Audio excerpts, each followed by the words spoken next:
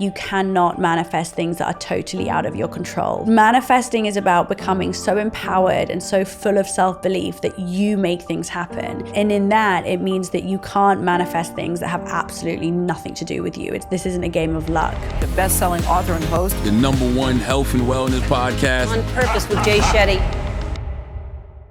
Hey everyone, welcome back to On Purpose, the #1 health podcast in the world. Thanks to each and every single one of you that come back every week to become happier, healthier, and more healed.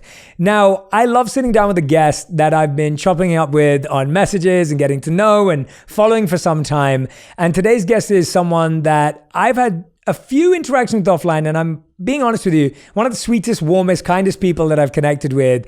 And when I first came across her book and her work, I was so happy to see someone take this very big word, take this very known theme that we've kind of repeated over the years, but then make it their own and really help us more deeply understand it, unpack it, and live it. And I think that's the part that I'm most intrigued by, is that I think this word's been thrown around for a long time and it's kind of been a bit ethereal and not as tangible. And today's guest is someone who I think is going to make it super easy, super practical, and super applicable for everyone who's listening and watching wherever you are in the world. I'm talking about Roxie Nafousi, the author of Manifest, 7 Steps to Living Your Best Life. If you don't already have this book, make sure you go and order a copy right now. We have the link in the caption, in all the details. Make sure you go and grab a copy. But Roxie, I'm so excited to have you here today. I've genuinely loved whether it's been us emailing, DMing, whatever it's been. And it's so great to have you here finally. So thanks for coming. I am so excited. I've been sort of smiling throughout that whole introduction. And honestly, I feel like I'm pinching myself. So I have to tell you, at the beginning of this year, on New Year's Eve, I always do a vision board and I dream as big as possible. And it was before the book had even been released. And right in the middle, I wrote J. Shetty, really big. I was like, I have to connect with him. Obviously, I wanted to come on the podcast. And it was like a huge dream for me. So thank you so much for having me on. No, of course. And you have to say, I want to see that. You got to send that to me afterwards. I will. I'll send you a picture. Yeah, I love seeing people's vision boards. I think it's such an important activity to manifest. Yeah. And I've done that in so many ways. When I first moved to LA as well, for me, that was my kind of approach where I was like, I need to know, I want to connect with people I think I genuinely connect with. And I think that's been a big part of my manifestation, is that it's always come from a really good intention. It's come from a genuine place of, I don't want something from someone. I want to connect with them. And I think we'll dive into that. Yes. and we'll get into it. But it's so awesome because I know you were on the Today Show in New York. You're now in LA. It seems like you're taking the book international, which is amazing. But I've loved seeing how you've been, I've seen the Manifest events that you're doing out in London as well and across the UK. Like, talk to me about, I want to know more about you and your journey. When did you first start your spiritual self-discovery, your personal journey? Where did that begin? So to kind of give you some background, because I started when I was about 27, just about to turn 28. So I think it was probably my Saturn returns as well. But up until then, I was the opposite of spiritual. I had been in an addiction to cocaine, alcohol, and cigarettes for almost 10 years. And I was obviously suffering from depression. And it's one of those things, was the drugs causing the depression or the depression fueling the drugs? But it was obviously a combination of both. But even prior to that, I had always been someone who was extremely negative. I had more self-loathing than I could ever describe. I truly hated who I was. From my earliest years, when I was growing up, I was an Iraqi growing up in Oxford. My name was Rowan. The Iraqi war broke out. And, there was this kind of media attack on Muslims. And I grew up in a very devout Muslim family. And I was treated pretty horrifically at school, and I started to really reject where I was coming from. And when you reject where you're coming from, you are just rejecting yourself and who you are. And I think that was stemming all this self-loathing. And so when I was 12, I decided to move schools after this incident where I'd been locked in a phone box, basically being called Saddam. I'd actually blocked out the memory for ages. And I decided to change my name from Rowan to Roxie. And then that kind of continued this journey of escaping from myself and who I was. And it took me until this kind of major rock bottom in May 2018, when I'd been on a yoga teacher training course, and I really thought, this is going to change my life. I am going to, do 200 hours of yoga. I'm meditating. I've got no access to these drugs and, all the cigarettes and everything that I was using to escape. And I felt that was going to be it. And I remember there was a monk there, and he read my palm and he said, "You've got this fork on your palm and you're here to help lead with your wisdom." And I was like, okay, great. I'm going to go home and be a yoga teacher. And at the beginning of my classes, I will try and inspire people. And that was kind of my goal then. But I got back to London, and 24 hours later, a friend called me and she was like, "Do you want to come to this party?" And I was like, yeah. And within an hour of being with her, I was back taking drugs. And I went on a 48-hour bender, basically didn't go to bed, did some things I really regret. And I woke up feeling totally at rock bottom, like the shame, the regret. And I felt like I was unchangeable. I thought, this is just who I am. And I called my friend Sophia, and she is very spiritual. And I would say she's quite woo, like she's quite out there. And she said, "Oh, you should listen to this podcast on manifesting." And I thought, oh, okay, well, this is going to be something that's really woo and out there, but I'll give it a listen, because at this point I'll try anything. And I listened to this podcast and I realized that manifesting was all about self-worth. And something in me just clicked. I think we all have those moments where we hear one thing and it kind of just changes everything. And hearing about manifesting was that catalyst for my change. And from then, I started immersing myself. I would say it's like I brainwashed myself with self-development in the best way. I was listening to podcasts, reading books. Like, I love YouTube for motivational videos. And I was doing everything I could to try and understand how to change my mindset, how to rewire my brain, the way that I was thinking, the way I felt about myself. But all of it really was manifestation. So for me, manifesting is the umbrella, and all of self-development and healing falls underneath it. Wow, I love that definition. And thank you for telling us about your story a bit too. Like, how did you first get introduced to like cocaine and drugs and all of that world? Because I totally understand what you're saying, that you were going through this. Bullying's an understatement, because it was a lot worse, and it can be a lot worse. But you're going through this kind of tension, stress, pressure that's coming from the outside because of where you're from and where your family's from and things like that. But then how did it go so far to that extreme? Where did you get introduced to these things, and how did they become normality?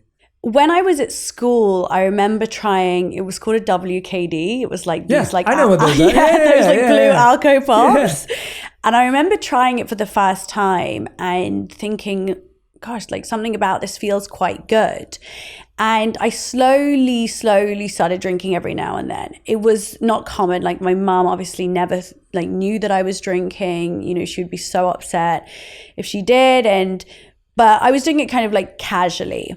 And then when I left school and I went to university, I was 18, and actually, I've just remembered the first time. Yeah, I went to an after party, and I remember taking cocaine for the first time and just thinking it was great, and I just loved it. And as someone who had absolutely no confidence, what this drug was giving me was this false confidence.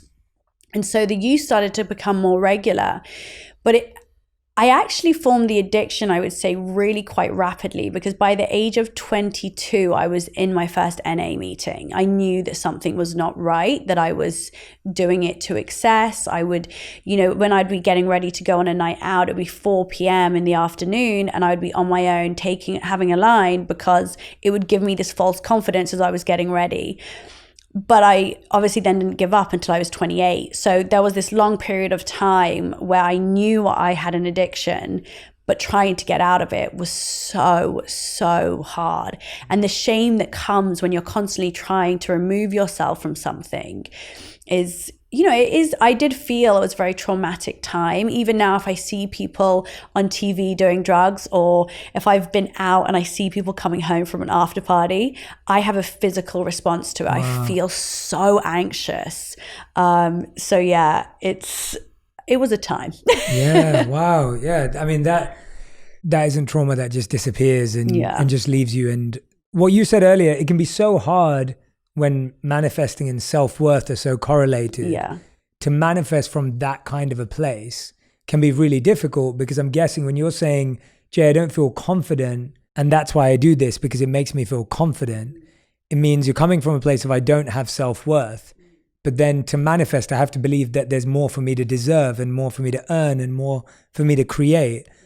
And so let's dive into that and keep kind of coming back to where you were too, because how did you learn to manifest for yourself from a place of a lack of confidence and a lack of self-worth? Well, firstly, now in reflection, I was manifesting, but the wrong direction. Right. So I was actually attracting, I think, a lot of negativity to me. And I was constantly thinking, I wasn't making any money. Like, I had no career. I was trying, but at the last moment they'd pull out or they wouldn't want to work with me. And I was for sure manifesting that, because I was kept saying to myself, I know it's not going to work. I know this person's going to cancel.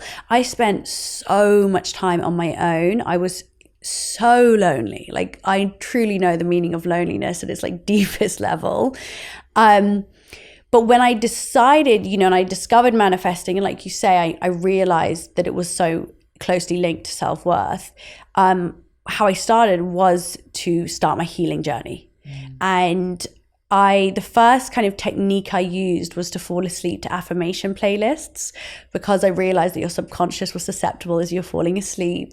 But then that was an ongoing journey. And by the way, I'm still on it. Yeah, of course. Like, I'm still on that self-worth journey. We spoke before, there are still things that are definitely kind of my blocks. But I don't know if you had this, and because I said before, I wish I was interviewing you. You're not allowed, Roxie. You're not allowed to interview me today. We will save that for another time. Today's about you and your book. So when I first heard about kind of self-development, and I would listen to speakers and people would say, oh, it's a lifelong journey of healing. I was like, what do you mean it's a lifelong journey? That sounds hideous. What's the point? I was in this like self-development honeymoon. So at the beginning, when you find healing, and I'd been in this real dark place, and then I start to see changes, I start to see the light, I thought, well, this is it. I'm healed. I'm never going to feel bad again. Like, this is great. And it's exactly like being in a relationship when you start and you're like, I'm never going to argue with this person. We're going to be together forever. And then, time goes on and you realize that's not the case. And now what I realize is that, yes, it is a lifelong journey, but with every single kind of layer you peel off, you open up this huge potential for growth and abundance and opportunity, and you're constantly up leveling. So even when you take a step back, you're still never going back as far as you went. And that for me is really reassuring. And I hope for anyone listening who's also thinking, what do you mean this is an ongoing journey? It's ongoing, but in the best possible way. Yeah, I think it's interesting when you say that, because I believe that everything's a lifelong journey. There's literally nothing that you could actually say has a beginning and an end, because even when you look at something that you don't think grows anymore, it is growing. It's just growing slowly, or it's growing differently, or it's growing uniquely, but everything's either growing or dying at any given time. And I think people forget that. And I like the point you made that you can manifest negatively and you can actually manifest the other way. Can you give us an example of how we do that? Like, how do we almost manifest things not working out? So I think like really simple examples are if you wake up on the wrong side of the bed, you wake up in a really bad mood, and then you miss your train, and your meeting gets cancelled, and you stub your toe, or whatever it is. We've all had those experiences in those days where we're kind of just operating at this low vibe, we're in a bad mood, and then that's what's happening. But there's also, I think, a deeper level where we, so much is self-fulfilling prophecies. So if we are constantly operating from this belief system that we aren't worthy, that we aren't enough, that we can't, receive abundance, then we're going to change the way that we interpret and the meaning we attach to everything we experience. So we might have a conversation with someone which is in perspective, someone else's perspective is just a really normal conversation, but to that person who's got that low self-worth and believes everybody's against them, they might take that conversation totally the wrong way and then sabotage the relationship and then go, see, I told you nobody's here for me, or I told you I couldn't, whatever it is. And so I think in that sense, we are absolutely manifesting negativity into our lives because of how we're perceiving the world through that lens of low self-worth or low self-esteem. Yeah, no, that's such a great answer. And I'm so glad you raised that point, because I think people think, they're like, okay, well, should I start manifesting? Should I not? Does it work? Does it not? And the point is, you're already doing it. Yes. in one way or another. And I think a lot of people struggle with the idea of manifesting for people who are kind of more skeptical or cynical and things like that. And you said you came from a non kind of spiritual background too, to some degree it sounds, or not open to these ideas. And that's the same with me. If someone told me about manifesting years ago, I would have just been like, that's weird. Like, that doesn't work. It's just hard work. It's just, you got to put in the time. And now I realize I was subconsciously manifesting so many incredible things in my life, not knowing the term, not knowing the process. And then I was like, well, actually, if you know the process, you can use it better. Yes. Right? Like, I think that's something that we don't understand. It's almost like, if everyone is listening or watching, if you think about something you do, actually ask your friends this. Ask your friends, what do I do well? And whatever answer they give you, there might be some things in that surprise you. Like, your friends might say, oh, you're actually a really good communicator. And you're like thinking, well, I never even knew that. Or your friend's like, oh, you're really great at mediating between us when we're arguing, and you didn't know that.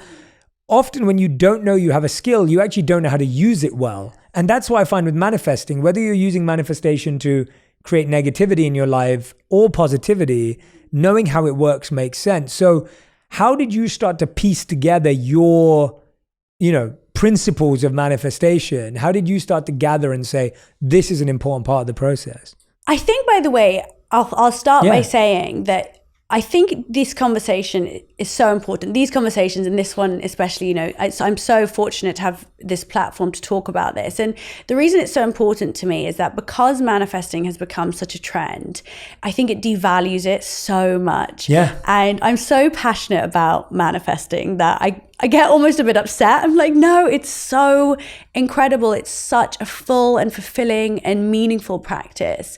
And within it, there is science and philosophy and wisdom. And I think it can get a bad rep, from these 30-second TikTok videos, which maybe just are giving so many misconceptions around it. But this really is, it isn't woo, it isn't mystical. And actually, my book in particular is for the skeptics. Mm-hmm. So anyone who's a skeptic, I challenge them to pick up the book and not feel better about their lives afterwards. But how I came up with the 7 steps is honestly a terrible story. I love it. That's great. That's awesome. So when I had Wolf, I kind of really was like, who's my son? I thought, I'm going to make this career for myself in being of service to others. I realized that was my purpose. It's what I'm here to do. And so I did a workshop. I used to watch Brené Brown, and I just love her. And I saw her Call to Courage on Netflix. I was like, I want to do that. I want to be on stage. I want to inspire people. So I thought, I'm just going to host my first workshop. And it was a self-love workshop, and 100 people came. I couldn't believe it. Wow, that's amazing. Yeah, where did they come from? I had a really small community on Instagram. It was I think 20,000 followers. Right. So it was good, but it was small. And I was really connected to them because I'm very open and vulnerable, and they've kind of been on the journey with me. And so I said, look, I'm going to do this. And anyway, I can't imagine, what your first one was like, but I remember just my legs like jelly before I stepped on stage. But the moment I got on that stage, I was like, this is what I'm here to do. So I did that workshop. It went well. And so I was like, okay, I'm going to do another one. And so I said to my audience, I said, guys, I've been following manifestation. I've been learning about it. Do you think I should do this? And this was Jan 2020. And they were like, yeah. So I was like, no, I have to do a workshop on manifestation. how am I going to explain this practice? There is so much to it. So I just thought, right, I'm going to put it in a step-by-step process. So I went on a walk and I got out the notes on my phone, and within 5 minutes, I had my 7 steps to manifesting. And I think it came so instinctively to me, but I made this claim that I said, everything you need to know about manifestation is in these 7 steps. And then I panicked because I was like, this is a big claim. And what if people realize that things are not in these 7 steps? And when I would listen to people talk, I was like on the edge of my seat thinking, I hope there's not something that's not in my 7 steps. But I actually found that everything slotted in to one of these steps. Yeah. And 100 people came to that workshop in Jan 2020. And then in the pandemic hit, I took them online. 700 people were then on a webinar in Jan 2021. And by Jan 2022, it was a Sunday Times bestseller. Yeah. So it was a really exciting journey. And I still stand by these 7 steps. I live and breathe them. They are so practical, accessible, and easy for anyone to follow. Yeah, no, the reason I asked that was actually because when I looked through the 7 steps, I really appreciated that you got into things like my favorite ones. And I want to talk about a few of these, but my favorite ones were step 3, align your behavior. Step 6 is probably without a doubt my favorite one out of all the 7, which is turn envy into inspiration. And even just the fact that you were considering envy when you're talking about manifestation, I found that really interesting. I was like, oh yeah, I've never heard someone talk about manifestation and go there. And also, you know, you obviously talk about overcoming tests from the universe, but it wasn't just about the universe. There were just so many other elements to it. So let's dive into a few of these, because I think I want to give people a sense of some of these steps, and we'll dream and talk about it too. But before we do that, let's talk about some of the misconceptions you mentioned. So what are some of the big misconceptions that you are breaking and debunking the myths of manifesting in this book? Like, what would you say are your ones that stand out to you? So the first one is definitely that manifesting is visualization, that you can visualize your way to success, or if you just think really hard about something or you have a positive mindset, it will come to you. It's just simply not the case. Yeah, there's no substitute agreed. for hard work, and you can think as hard as you want about something. It doesn't mean it's going to appear in your hands, because this isn't magic. Okay. I always say it feels magical. Like, I feel like this moment for me is magical. Like, this is incredible. But it isn't. I made it happen. You know, I did manifest it through taking action and following the rest of the steps. The other misconception, I think, is that it's a ritual. So I've done hundreds of interviews on manifesting, and in nearly every one, I'll get asked, you know, what can someone do every day to manifest their partner? As if there's one thing you can do, like you can journal before bed, or you can do a visualization meditation. And what these are rituals that support your manifesting journey. But manifesting is the self-development practice. You live and breathe it. Everything you do is part of your manifestation practice. Like the way you show up for yourself, the boundaries you set, the routines you have, the habits you have, everything matters. These rituals are not manifestation practices. They are just supporting the process. And the other one is that you cannot manifest things that are totally out of your control. So sometimes I get asked, can you manifest winning the lottery? I'm like, no, you can't, because it's nothing to do with you. Yeah. Manifesting is about becoming so empowered and so full of self-belief that you make things happen. And in that, it means that you can't manifest things that have absolutely nothing to do with you. This isn't a game of luck. Amazing. I love those. Those are 3. You could tell that you've spent a lot of time thinking about these, because those are 3 really great answers on some of the biggest challenges with manifesting. And I get asked all those questions all the time too. And I'm happy that you've done all the thinking in between for it. Being clear about our vision, I think that's the one that gets talked about the most when it comes to manifesting. It was like, be really clear, be really specific. You hear the old examples of Jim Carrey wrote himself a $10 million check, and then, you know, then he got, I think it was Dumb and Dumber that he got a $10 million check for. You hear those stories of people who are really clear, like specific about the amount, specific about the person, specific. Talk to me about your key tenets of being clear about the vision. And interestingly, by the way, this is the shortest chapter in the book, but it's the one that people spend the most time on. But it, of course, is important. I mean, from a neuroscience point of view, when we have these really clear goals and when we do visual rehearsal a lot, we prime the subconscious parts of our brain to reach that goal by filtering out unwanted information and seeking out opportunities that are aligned with them. So I like this step and for its kind of ability to give us this kind of opportunity to actually figure out what it is we want from life. Like, who do we want to be? What do we want our lives to look like? But more importantly, what do we want our lives to feel like? You know, and I think that actually just giving ourselves that space to be really vulnerable and open and step back and go, do I want something different? Do I want to be in a totally different industry? Do I want a different kind of relationship?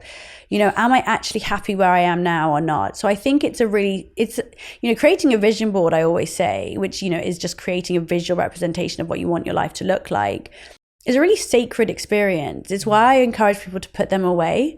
There's two camps on this. Some people love having their vision boards out where you can see. I think they should be put away because I think you have to be so vulnerable with your dreams. You are not going to be really honest about what you want if you think your mom is going to walk in and see it on your wall or your boyfriend's going to see it on your screensaver.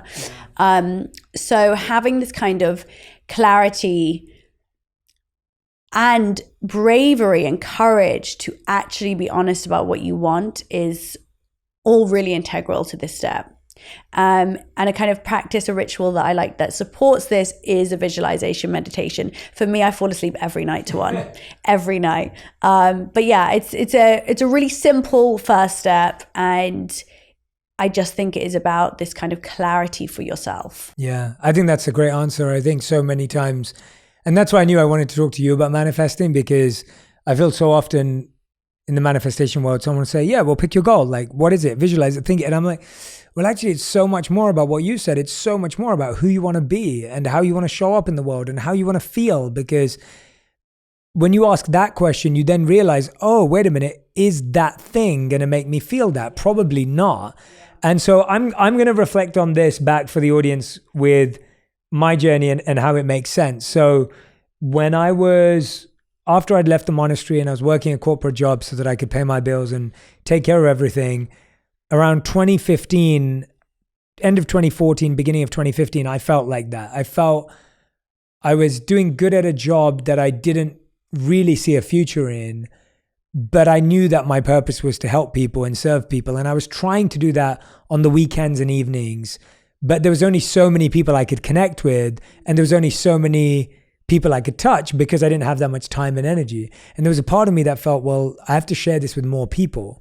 And so that's when I started exactly what you're saying, where I started looking into what will make me feel like I'm connecting to people. I've already helped a few people very deeply. What is it that I'm looking for? I'd already worked and coached a few people and gone all the way with them, but I was like, I want to touch more people, and I want to be able to reach people who their company can't afford this. They're not doing this because they have to have a coach as a business. It's like, this is for anyone and everyone on the planet who can access it for free, who's just like me as the kid in London who grew up with no access to any of this, but got lucky that I met the monks. How do I reach that person?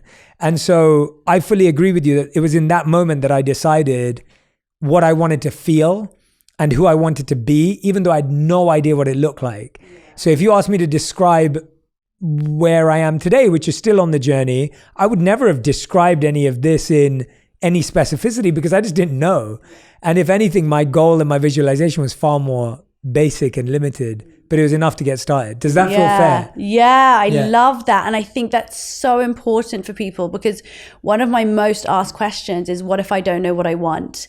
And actually what you're saying is, hey, I didn't know the exact things I wanted, but I did know who I wanted to be and how I wanted to feel. That is the best starting place. And I think so important for anyone listening. It's also feeling really lost. And people often find this practice when they are feeling lost. And when you are, it is really hard to have those specific goals. Yeah. So you know, I think that's just such an important example to share. Thank you. Yeah, no. It's just as soon as I heard you say that, I was putting myself in the shoes, and I feel that I've actually never been specific about numbers, things have never been part of how I've manifested. And I'm not saying that's bad too.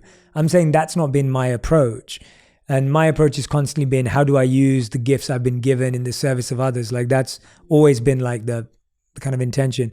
But moving away from that, we have this idea of, like you're saying, people are not always clear about their goals. They're not always clear about what they want. But then what usually hits is this fear and self-doubt. And I remember going through that as well. So I want to ask you an interesting question about this. When you're thinking about fear and self-doubt, I feel like this is the part where we spend a lot of time, and most people get stuck in fear and doubt, that they never start, they never try something, they never give it a go because they're worried about what their parents will think. They're worried about what their family will think of them. They're worried about what their friends will say. When you think about fear and doubt, what is the root of what we're really struggling with in fear and doubt? Like if you really had to think about that and go, what is at the core of why fear and doubt is such a hard thing to overcome in the process of manifesting? I always take a breath when I think about fear and doubt because it's so overwhelming for so many of us. And it was the hardest chapter to write, remove fear and doubt. I believe that. Because how do you even begin in one chapter to describe how to begin that healing journey?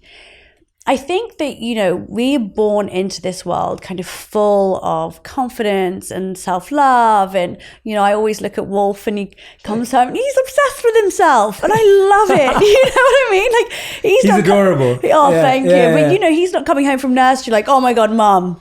Like, you will never guess what I said to Oliver today. Like he's not got that kind of like self-consciousness. He thinks he should have everything he wants. And rightly so. I mean, I am the biggest pushover as a mom. Like, I'm definitely like making that much worse. But I love that kind of like youthful confidence and belief that they are deserving of everything. But what happens is life. Like life happens to us, and to varying extents, we come to believe that we aren't enough, that we aren't good enough as we are. And I mean, my personal belief around this is that I think rarely do we actually get unconditional love from our parents. And this isn't to blame our parents, but the love we receive actually is very conditional. It's, if you are good, if you behave, I will love you. If you misbehave, if you show anger, if you are upset, if you are crying, I will punish you and I will withdraw that love from you. And so, of course, we're forming these beliefs so early on that we must mold ourselves to please those around us, our parents, then our teachers and our peers, and the people we grow up with, and then our partners. And so when you're compounding those beliefs constantly throughout our lives, when we then have this realization, oh my gosh, I have no self-worth anymore. It's really, there's a big job ahead of you to start to undo all of that conditioning and come back to that bright, confident, buoyant, childlike self.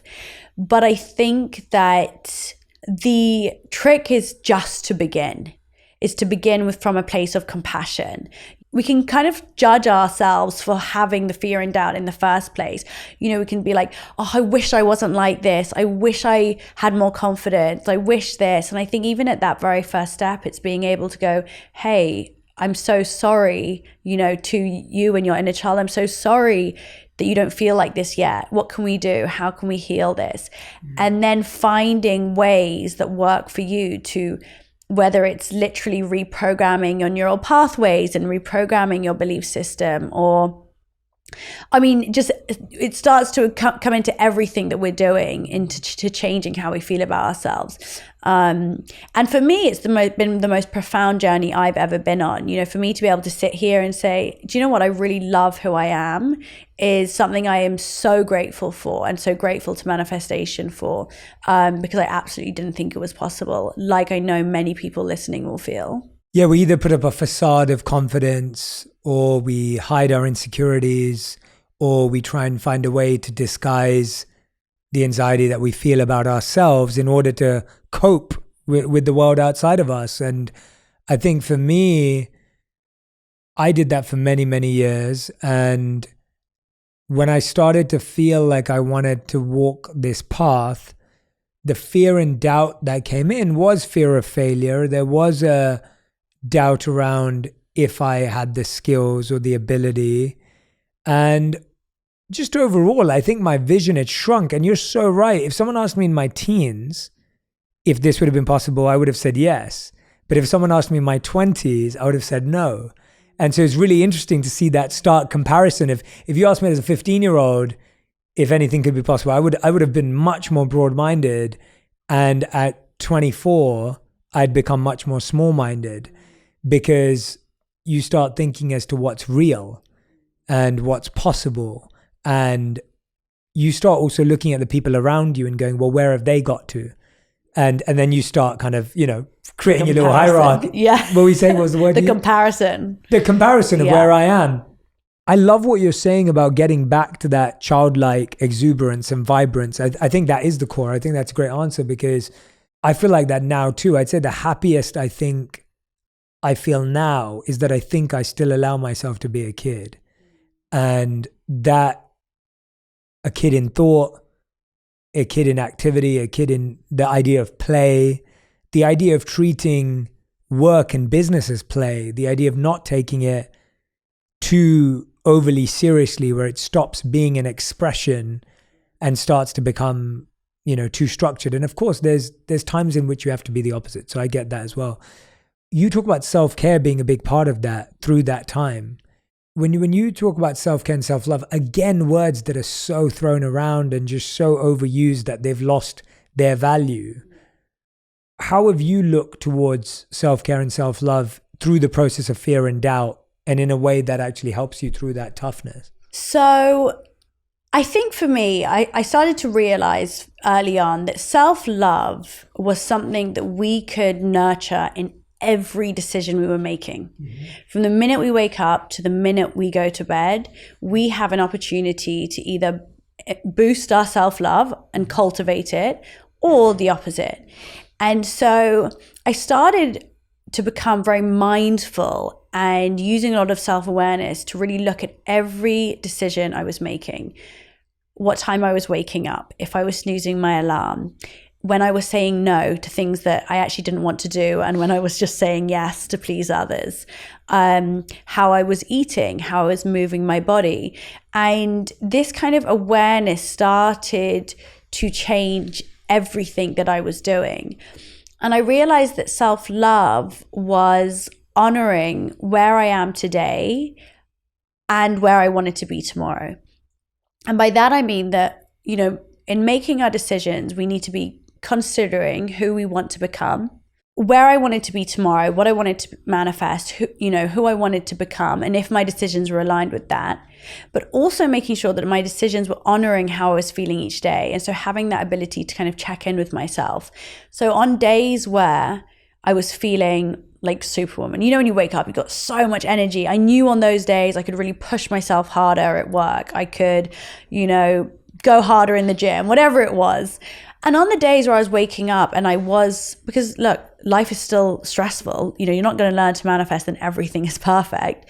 But on the days where I was waking up feeling flat or lethargic or just a bit down or sad, how could I honor that via rest, recharge, getting an early night, saying no to social arrangements because that would cause me more stress, or making sure I, finish my to-do list. And so it was this constant balance of checking in with how am I feeling today, emotionally, physically, mentally, and where do I want to be tomorrow, and what are my priorities for tomorrow, and finding that balance. And that for me is self-love. Yeah. And then within that is self-care, which is routines, looking after me.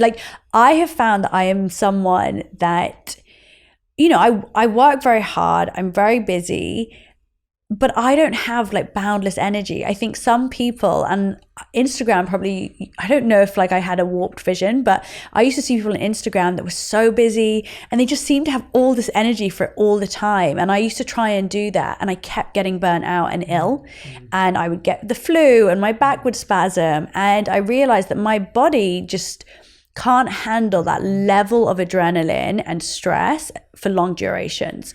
So for me, self-love and self-care was going, right, I have to take breaks for doing things that will really make my body feel better, that will calm down my nervous system, meditation, breath work, ice baths, IV drips, whatever it is for me that really helps me. And that's self-care. Yeah, no, I love what you said there. And I think the key word that I was taking away was priorities and prioritization. I feel like that's one of the challenges with not just manifesting, but life in general, where it's like you were saying, if I have a sense of priorities and then I need to rest the next day to get back to the priorities.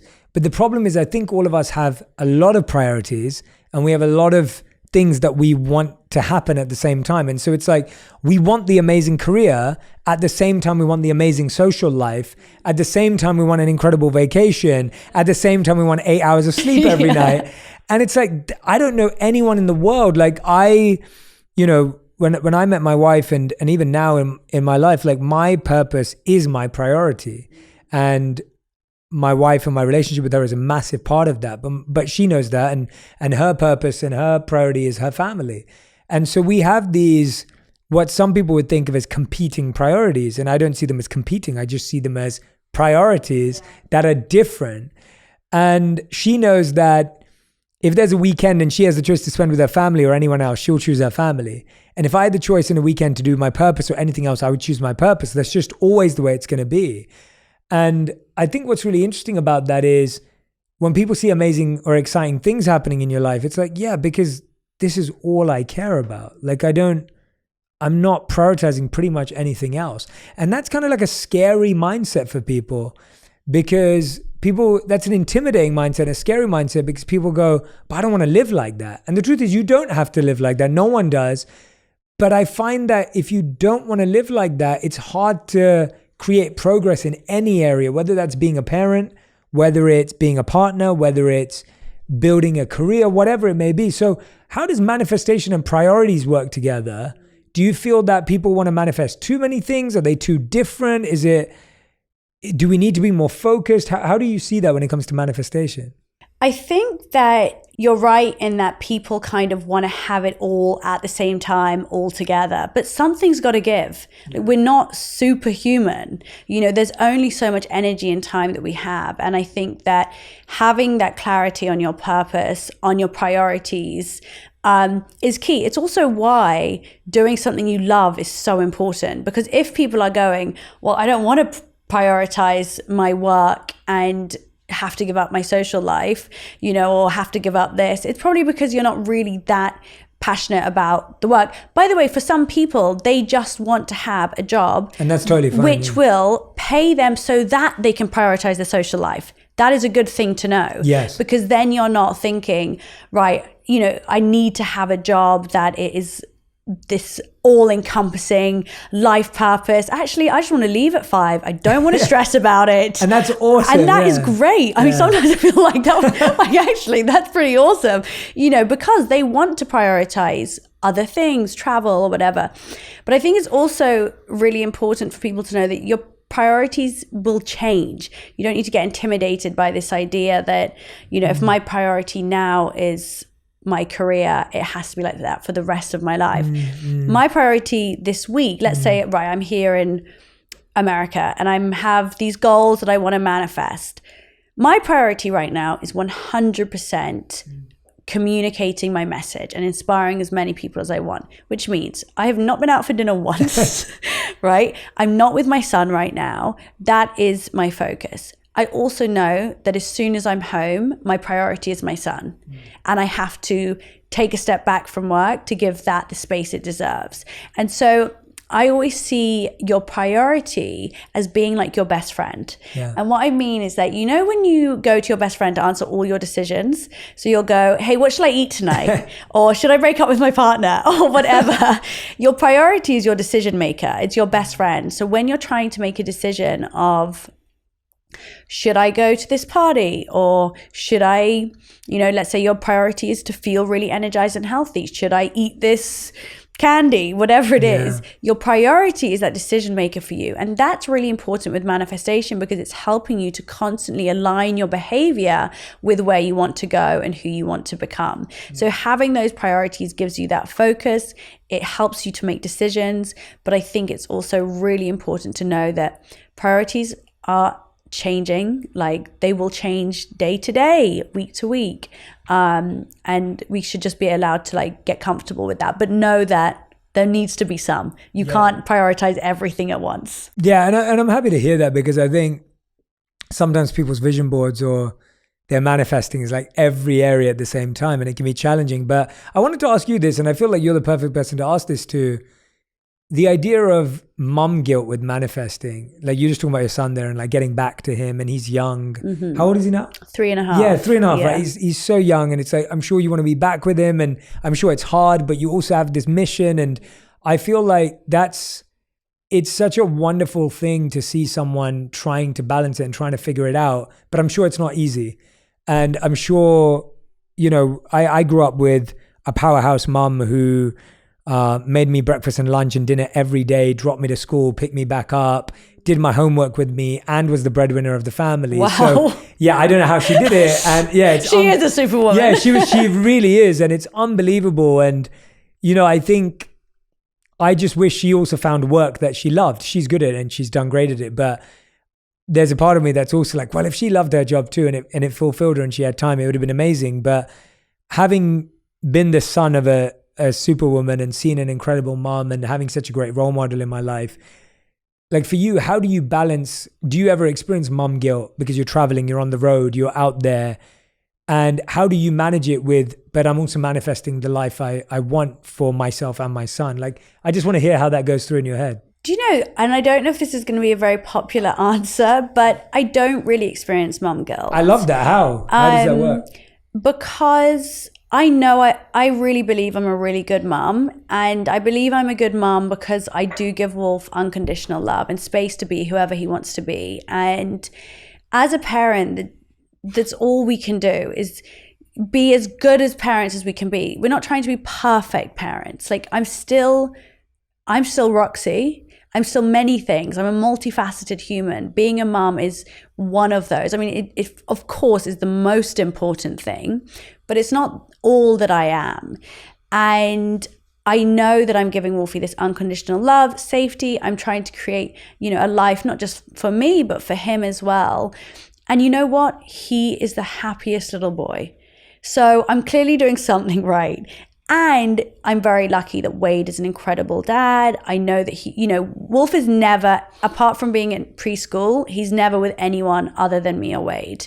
So I know that he's like in safe hands and he seems fine. When I honestly, before I was going to America, so Wade's taken him to Australia for 3 weeks.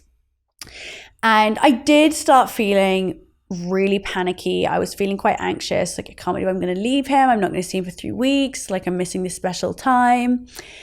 And, I would say day to day, I'm not like a needy mom. Like, I'm not like overly attached, like in an unhealthy way, because Wolf is not mine. He's not my possession. He's my son. And I'm here to guide him. But he's a very affectionate little boy, just for context. He's very affectionate, loves cuddles, loves kisses. Like, he's so cute. Anyway, the day I was leaving, he could obviously sense my neediness and anxiety, and he refused to hug me. I was like, baby, I'm not going to see you for 3 weeks. Like, give your mommy a hug. He was just like, ugh. It was almost like, he was like, Mom, you're being a bit much. Can you just back off? And every time I tried to FaceTime him for the last 2 weeks, he's like, I am having too much fun. Like, I'm fine. And so he's happy. I'm happy. And at the end of the day, I'm always going to be here for him. And I'm thriving as much as I can. He's thriving wherever he is. And I hope that in sharing that, it will give other mums permission to be okay with not feeling guilty. Because I almost think that sometimes we feel guilty if we don't feel guilty. Like, I felt that. I thought, is there something wrong with me that I don't have this awful mum guilt? Totally, yeah. I can imagine that, yeah. But actually, I'm pleased that I don't. And I hope that it will encourage other mums to be okay with prioritizing themselves. Our children are learning from what we do, not what we say. And we know that. And if we are showing them that we respect ourselves, that we honor ourselves, that we want the best for ourselves, they are going to respond to that and learn from that. And it's a really important example to give. Yeah, I think I love hearing that. It's refreshing. And the part that I was extrapolating from that was that it sounds like you've defined, at least internally, what you believe it means to be a good mum for yourself, for you, for Roxie, who you are. And if you have that definition, then you can live up to that. Now, I may have a definition of what a good mom is. And obviously I'm saying this hypothetically, but it's like if someone was to compare their definition to mine or mine to theirs or X to Y, the problem is you can start adding a lot of pressure to your plate. And as you said, often get the pressure of, well, I have to be everything and anything. And when I was reading your book, you have this beautiful dedication to Wolf, which is for my son Wolf, be whoever you want to be. And I love that. And I was thinking, when you changed your name, it sounds like that was a moment where you were becoming who you wanted to be. How did your parents respond to that? Like, how did your family or extended family feel about you changing your name? You know, I think I was so headstrong, even as a child, that for me, it wasn't like I was asking my parents. I was like, this is what I'm doing and I have to do it. I'm the youngest of 4. My brothers and sisters just, mocked me, obviously. That's what older brothers and sisters do. They thought it was ridiculous that I was now Roxie. And they still don't call me Roxie. They all call me Rowan. Oh, wow. But I love that. But yeah, they didn't try to stop me, which I think was really nice, and I think that's important. And I do feel like a Roxie. And I love it when people say, I love your name. I'm like, thank you. I chose it. But yeah, why Roxie? Where did it come from? Oh, I don't know. I was with a friend and we were like, what should we choose? And then it was that or Rocky. I'm glad I chose Roxie. But we changed it to an IE because I didn't want to be like the surf brand. No offense to the surf brand, but I wanted something unique. And I think that's really important because so much of who we are is not chosen by us at the beginning of our lives. And then it's important that we start choosing. So the beginning of your life, so much is chosen for you. And as we get older, we only truly become who we are and who we want to be if we start choosing that. And choosing your name is quite a big identity shift. It's not small. Yeah. And choosing it as a kid is really hard because, like you said, you could have ended up as Rocky, which could have been, Rocky. Which could have, can you imagine that? Like, it would have been a very different life. Yeah. Isn't that weird? Yeah. Like and also I kind of, for a time I felt, in Align Your Behavior, I talk about kind of stepping into the character of yourself. And I guess for some time, Roxie gave me this character of someone I wanted to be.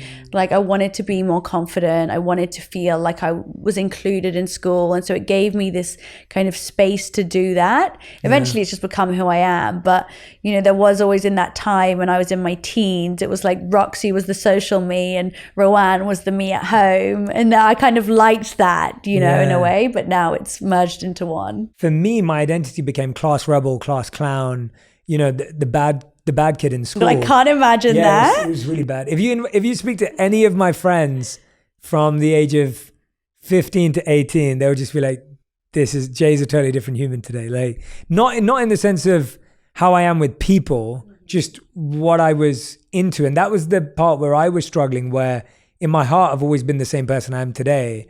It's just, I didn't think that for a long time, I didn't believe that vulnerability was strength, or I didn't feel that love was good, or that I didn't feel that serving others was aspirational, because that wasn't rewarded around me.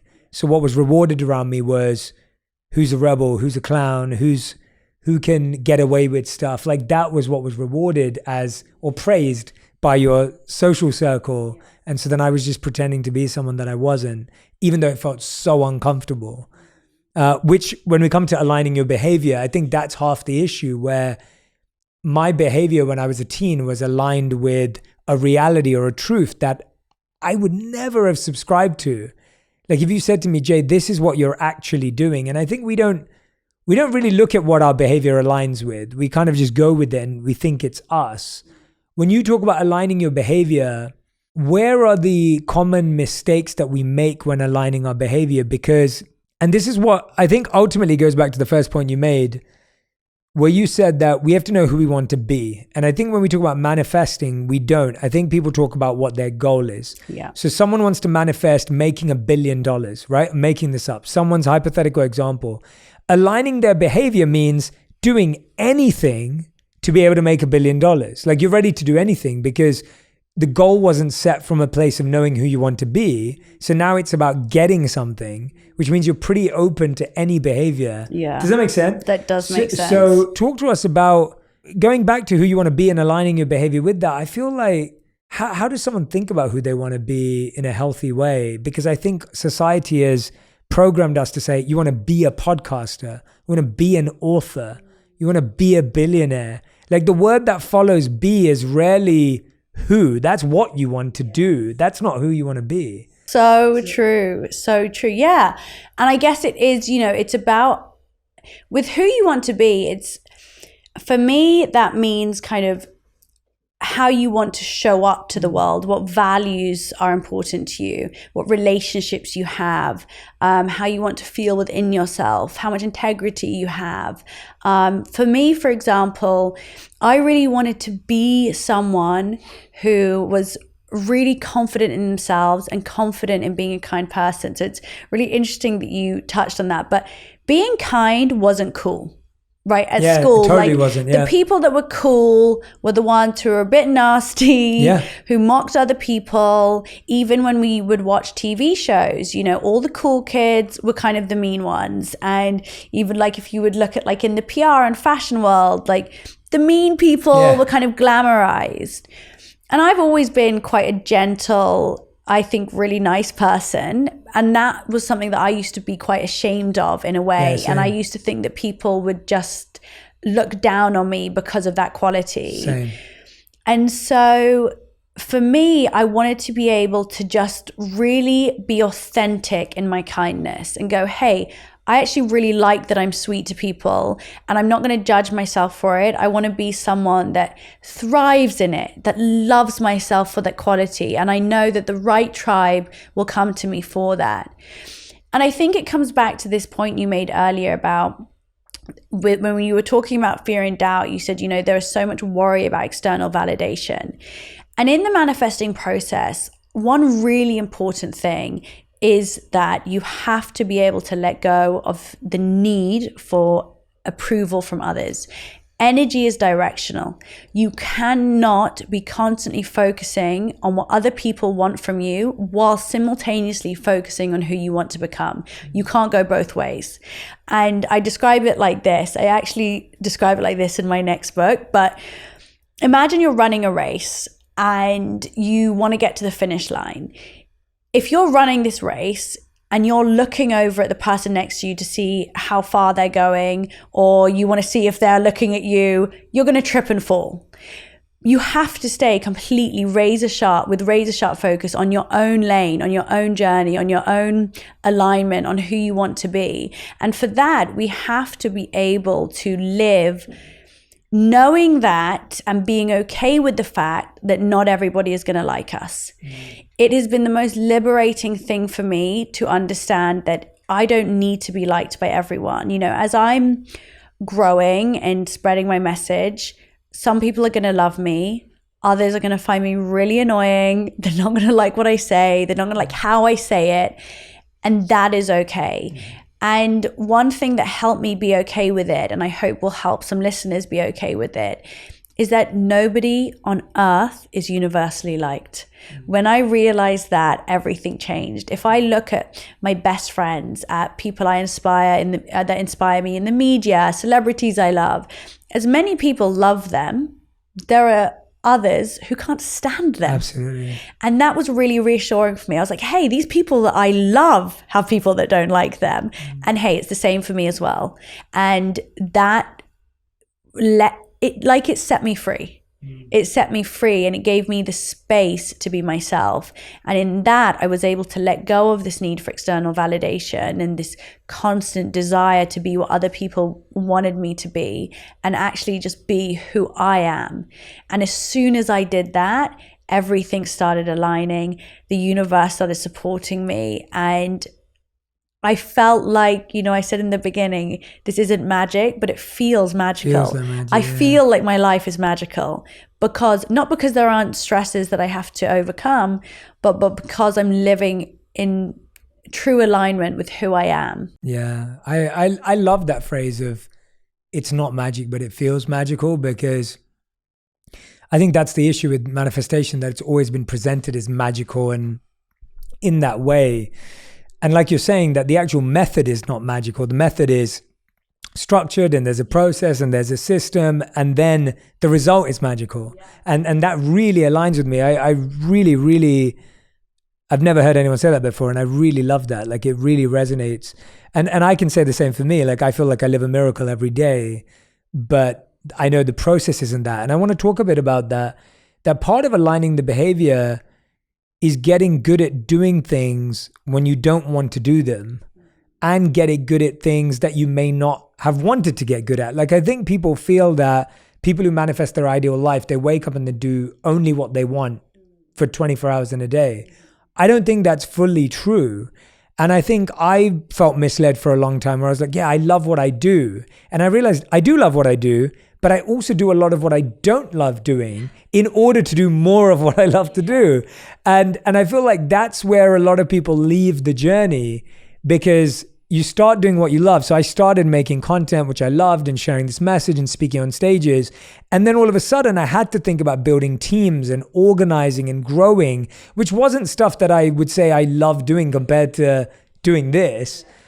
But I had to learn that in order to serve the greater mission. And I realized, if I have to learn something in order to serve my mission and manifesting, then that's part of the manifesting. That isn't excluded because I don't enjoy it. Where does that sit with you on? 100%. And it's why being clear in your vision is so important. Yes. Because it's giving you that reason, that why you're doing the things that you don't enjoy necessarily, or that aren't your favorite part of the process, but you're doing them anyway because of this greater thing. And, I think that we kind of, I don't know if you agree, but there is an aversion to discomfort. Like, we Massively. are always trying to avoid, not always and not everyone, but we can try to avoid things that feel uncomfortable, hard work, things that we don't want to do, because our brain is always trying to keep us as safe and happy as possible. Yeah. And it's also, a lot of that is also coming from a place of fear as well. Like, that can't go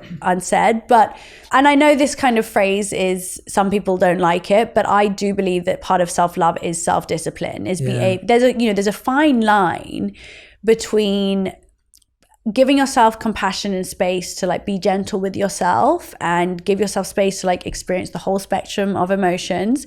Then sometimes we do need to just go, hey, you need to finish doing your accounts, even though it's really boring, and even though it makes you feel like your brain's going to explode, but you need to do them because it's part of this greater picture, and it's going to get you closer to where you want to go. And it's also the same with any time you have an opportunity to step outside your comfort zone, to take risks, to do things despite the fear of being rejected or the fear of failure or whatever it is. And the more that we can retrain our brain to find this motivation and commitment to going beyond what we feel is comfortable, that's where we see the real growth. I always say, there's a great quote, which is nothing changes if nothing changes. But I also love, I say it in my book, is if you want to see and create change in your life, you have to be the change. You are the driving force behind everything. You talk about envy in your book, and I find envy fascinating because the Vedas talk a lot about it, which are the books I studied as a monk. I've found envy to be one of the most interesting emotions. It's fascinating as an emotion to me, to have to figure out where's it coming from, what's it doing. And you talk about in the book how you turn envy into inspiration, or that's what you recommend in manifesting. What is envy a representation of for you, and how have you made sense of it when you talk about turning it into inspiration? Yeah, so I think this is a really important step for all of us. So envy comes from this scarcity mindset that there's not enough to go around. So if you have something, it's potentially less for me. And it's coming from this place of fear. So I always say envy is fear and doubt in disguise. What often happens is that we are constantly trying to deny ourselves of our envy. We don't want to admit when we're feeling it. Whenever I'm in a workshop and I talk about envy, you could hear a pin drop, because nobody wants to give away that they've ever felt envy before. There's so much shame around it. It's definitely, look at the Disney films. It's like the green-eyed monster, they're always the villains are the envious ones. And when we don't kind of admit our envy, we pass it on often as judgment or criticism of others. So true. So we see a confident person walk through the door and we go, oh, they're so full of themselves. Or we see a couple kind of, kissing on the street. Oh, get a room. We're constantly passing this judgment of other people. And I think that is just envy coming out. And so the very first step, what I really encourage people to do is just start to take ownership of it. Look out for any time you're judging or criticizing others and seeing, is this really a sign that I'm feeling envious of something that they have or something that they're doing? Also, when there are times where the envy is just blatant, like your friend gets a job promotion and you wanted that job promotion, or if you see someone getting engaged and you're really waiting for your partner to propose, then it's more obvious. But either way, when we notice that envy or we realize that we've been judging someone and we've been disguising it, yes, I am feeling envious. That's okay. There's nothing wrong with that. It's not making me a bad person. But what is this showing me? It's showing me that something still needs healing within me, whether that's an insecurity or just a real doubt that there's enough for everybody to go around. To then take it further, we can turn that and transform it into inspiration. Inspiration is the antithesis of envy. It says that there is enough for us all. It comes from a really abundant mindset. What you have something and I can have it too. And I truly believe there is an abundance of love, success, happiness, and money in the universe for us all. And so what I encourage people to do constantly is try to get into this habit of turning that envious thought or feeling, first by owning it and being compassionate around it, and then transforming it into inspiration. So for example, if you see someone getting married and you're going, oh my God, everybody's getting married around me, I'm so jealous, you can transform it to, isn't this another beautiful representation of love? I can't wait to have that for myself when the time is right. So we always have this opportunity to transform this very low vibrational feeling of envy and turn it into something that is high vibrational, that is more empowering, that feels better. And it's why, supporting each other, celebrating each other is so important. That's awesome. I'm so glad we talked about that because, I find that envy can also be the biggest block to manifesting, because if you ultimately, after doing all these steps at step 6, are feeling envious of others, it just takes all of that high vibrational energy back to low vibrational energy. And envy is one of those, like, I know there's all these new thoughts about, envy is a sign of what you really want and things like that. And I'm not fully in agreement of that. Like, I don't think that, I often think that our envy just exists much more broadly. If you have narrow envy in an industry or a space, you're probably luckier. Generally, we can feel envious of lots of different people for lots of different things because we don't know our own values. When you know your values, you'll only be envious of people in your value space. And that's helpful as a start. But you're so right that, if you find yourself falling into the envy, it's not even what you share with others. It's holding that bitterness within your own heart and mind. It's horrible. It's horrible. Like, it's just so polluting. And letting go of it. And for me, what's really helped is, getting really clear on what you said, that if I'm doing my thing, it really doesn't matter what anyone else is doing. And it won't have that, someone else's moves don't influence mine and someone else's wins and losses don't influence mine. And I think it's also, this is where I wanted to get to, it's also the other way around.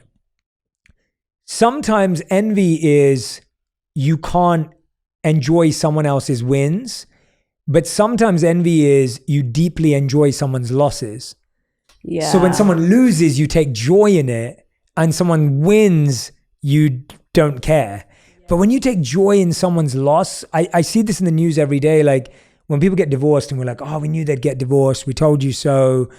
Someone loses a game and we're like, oh, you're the worst player of all time. Like we take so much joy in other people's loss or in other people's failure or supposed failure.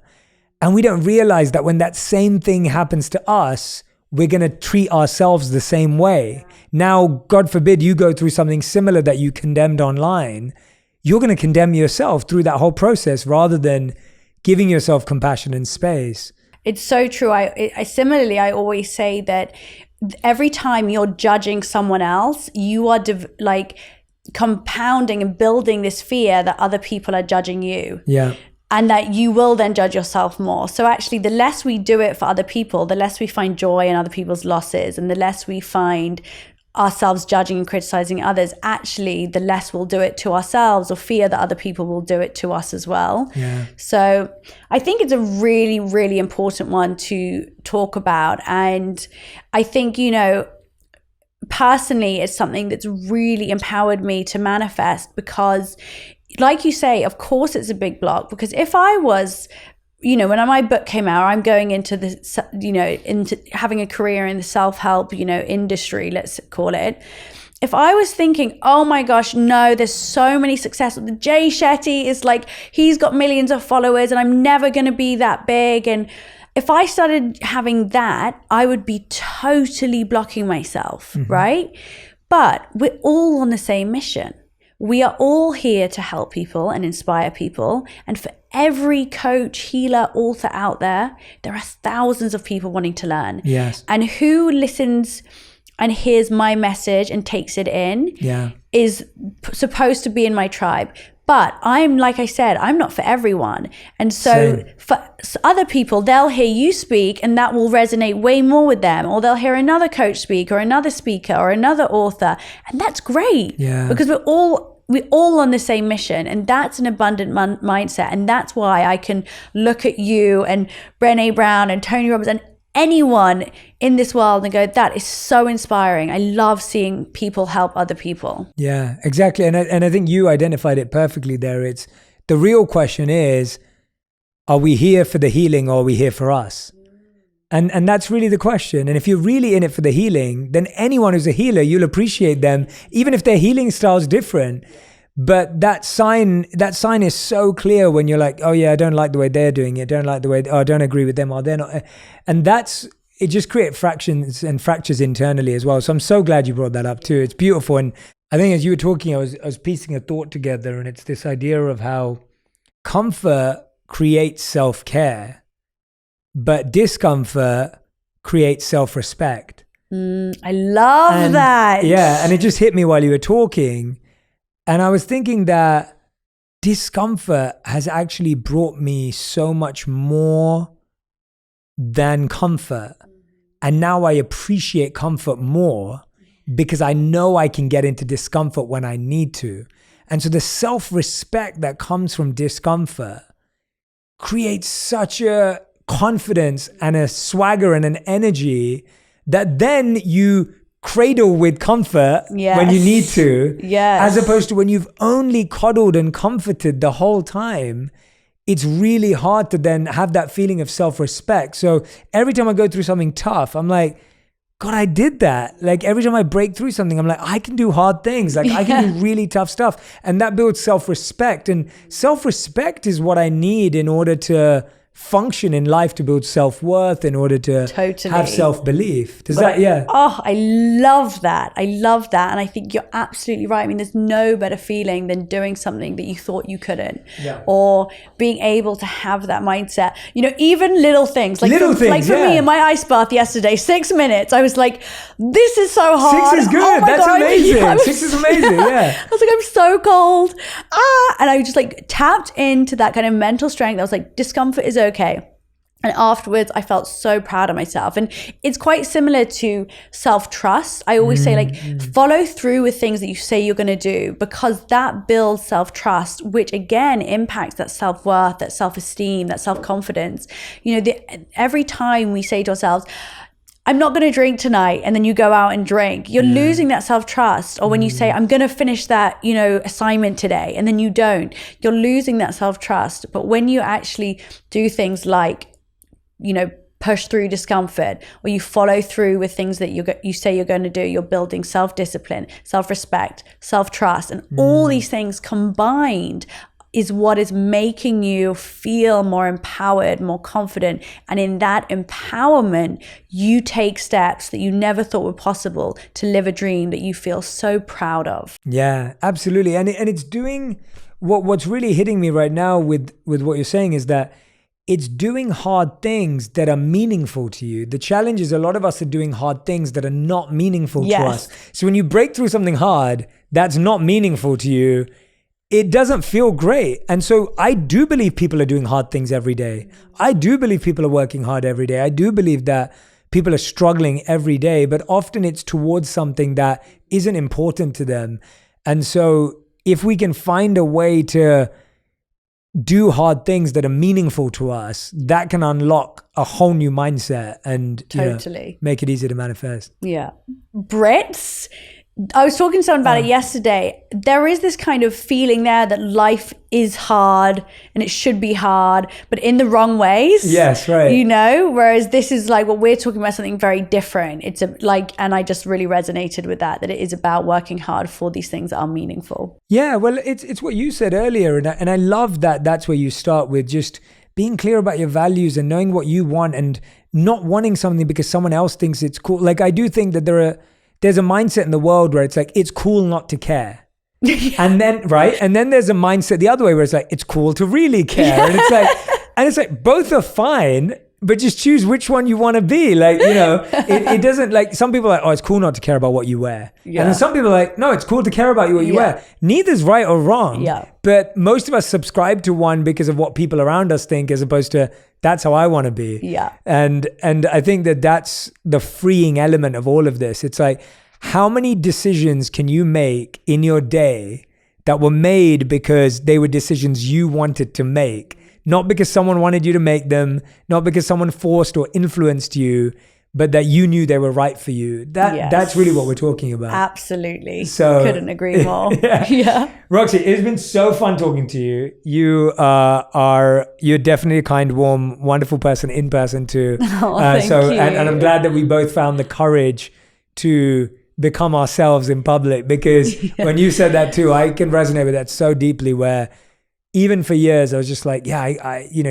have to kind of play this role that you don't want to play. And I'm so glad I let go of that. I'm so glad you did too. Yeah. But for everyone who's been listening, I want you to go out and grab a copy of Manifest, 7 Steps to Living Your Best Life by Roxie Nafousi. Please do not miss out on grabbing this book, The 7 Steps. We talked about a few of my favorite ones today. There's so many more, and I'm hoping Roxie will come back for her next book. But please do grab this. Please do use it. Use it practically. Use it as a workbook, not just a reading book, because that's what it's built to do. And Roxie, we end every On Purpose episode with a final 5. Yeah. So I hope you haven't been practicing too much. No, I haven't. I've just in this moment I remember. You just remembered, yeah. You did you do the first one with Alex Cooper? No, we've done final 5 forever, but that I'm going to do. Was there a new thing that's with her? That's many sides of you. We'll do that. Oh, okay. Usually I do final 5 when it's someone's first time and sides afterwards, but I'll do both with you. You asked for both. No. You've asked I was for like, both. wait, what was the thing that was the first? Yeah. Okay, good. All right. So Roxie, these are your final 5. Question number 1. What is the best manifestation advice you've ever received or heard? That we manifest what we subconsciously believe we are worthy of receiving. Great answer. All right. Second question. What is the worst manifesting advice you've ever heard or received? That if you think about something hard enough, it will appear for you. Number 3 is, how would you define your current purpose? To help and inspire others to find the light within them. Beautiful. I love that. So clear, all these answers. That's fantastic. Question number 4 is, I love that you talked about keeping your vision board like private and sacred and like more internal. Like, where do you keep it? Do you do it on a board, a pad, a journal? Like, what's your way? I have the most basic vision board you have ever seen. For someone that talks so much about manifesting, it's actually quite embarrassing. I have really terrible handwriting, firstly, I'll say. You'll see on your sign book. But I get like an A4 piece of card, and I write in felt tip pen. Brilliant. I love it. And that's it. I'll show you because I'm going to send you a picture. It's just felt tip pen, bullet points of everything. I'm not a very visual person in terms of like, I don't like using the magazines and stuff like that. It's just bullet points to the point, all the words, all the things I want. I kind of put some headers on it. That's it. And then I tuck it on the floor under my wardrobe. I love it. That's brilliant. That's fantastic. That's great. 5th and final question. If you could create one law in the world that everyone had to follow, what would it be? I would love if there was a ban on bitching about other people. Like, I just think it's so toxic for ourselves. Because if there wasn't that, we wouldn't have this constant fear of what other people think. And then we would all be living in alignment. Yeah. So, yeah. That's a great answer. Yeah. If we had the ability to evaluate and assess what people were doing and saying as opposed to directly going into that negativity. Yeah. Yeah. I love that. Everyone, the book again is called Manifest: 7 Steps to Living Your Best Life. Make sure you go and order your copy now. Roxie, thank you so much for doing this. Oh, thank you. It's been such a joy talking to you. I've made so many great connections in this conversation, which is what I count as a good conversation, is that you've inspired me in so many ways and so many ideas that came out. And I'm so grateful that you're doing the work you're doing. Thank you so much for leading this path to redefining manifesting. Thank you. And everyone who's watching or listening, make sure you tag Roxie and I on Instagram, on Twitter, on any social media platform you use, on TikTok. Share your highlights from this interview. If there are any clips or any insights that stood out to you, please pass them along and make sure you share this with a friend and start manifesting. Thank you for listening, and I'll see you next week on Purpose. If you want even more videos just like this one, make sure you subscribe and click on the boxes over here. I'm also excited to let you know that you can now get my book, Think Like a Monk, from thinklikeamonkbook.com. Check below in the description to make sure you order today.